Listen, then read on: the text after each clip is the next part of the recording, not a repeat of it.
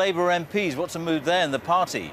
Well, I think there's two interesting developments to this story tonight, George. First of all, I understand there's going to be cabinet-level scepticism over the idea of any deal with the Liberal Democrats. Just because Gordon Brown mentioned a progressive alliance earlier on today doesn't mean to say every member of the Cabinet is signed up to it. The Cabinet are meeting currently, and there will be an argument over whether any kind of deal would backfire, as though Labour perhaps were trying to steal the election because they came second and the Liberal Democrats came third. So the Prime Minister will have to win those members of the Cabinet over who are sceptical.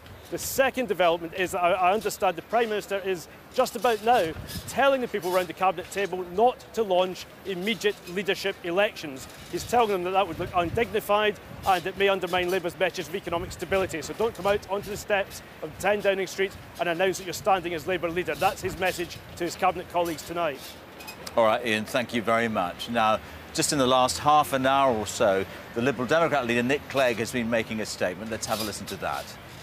Over the last 4 days, we've been working flat out to seek and reach an agreement on the stable government that lasts, that I think the British people want and deserve. We've had some very constructive talks with the Conservative Party, and I'm very grateful to David Cameron and his negotiating team.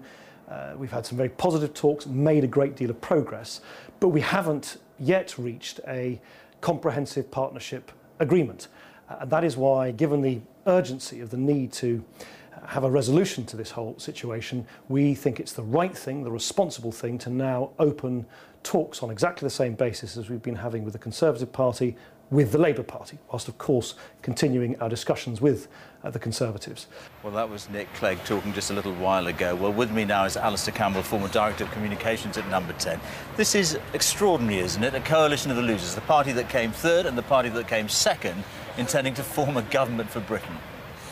Well, all that's happened today is that Nick Clegg has indicated to Gordon Brown that as he continues his discussions with the Tories, he can also have discussions with the Labour Party. And the reality is nobody won the general election. The public sent a very complicated and quite confused message. And I thought what Gordon did today brilliantly and with great nobility and dignity, he brought sense to that situation. He's basically saying that it's perfectly proper that the Tories and the Liberal Democrats continue to see if they can form a government. If not, there's this other option. It may come to nothing. And if not, you're left with a minority Tory government. So none of these are the options that the leaders wanted. You talk about the public. Well, the one thing the public couldn't have been thinking of was that you get these two people, Nick Clegg and Gordon Brown, who came second and third, forming a government. That wasn't their plan. Not that long ago, you were all quoting at us opinion polls where people said they wanted a hung parliament. They've got a hung parliament, and what happens in a hung parliament is that the parties then have to see whether they can work together, compromise, form governments. That's how it works. Now, it may be complicated, it may be not what we're used to after lots of big Tory majorities followed by lots of big Labour majorities under Tony Blair, but it's what we've got. And I think that where I think it's coming from in terms of where the Lib Dems are is that they know a lot of their activists are people who voted Lib Dem to keep the Tories out. OK, Alistair Campbell, thank you very much. Nick, let's get a last word with you. I've got to ask you, where does this leave David Cameron and the Tories? Well, they are the big actors on the stage that we haven't heard from. And the reason is they were due to meet now at 6 o'clock with David Cameron addressing Conservative MPs. I think they will be furious at what's gone on, and they will point out that Alistair Campbell, who's next to me, unelected, Peter Mandelson, who was involved in this, unelected, Lord Adonis, who was one of the key players in the talks, unelected, and they will claim that this is illegitimate. And they have to decide concessions to the Liberal Democrats for a deal or try and govern on their own. All right. Nick Robinson, Alistair Campbell, thank you both. Thank you very much. And a reminder that there's more on today's continuing political drama later this evening.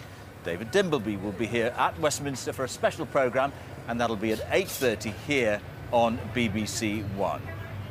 So it's been a historic day here at Westminster. Gordon Brown has announced he's to stand down as Labour leader and Prime Minister. There's been intense political manoeuvring on all sides. The Liberal Democrats are now in formal talks with both Labour and the Conservatives about forming a new government. There's continuing coverage of all the drama on the BBC's news channel through the evening. But for now, it's goodbye from Westminster and time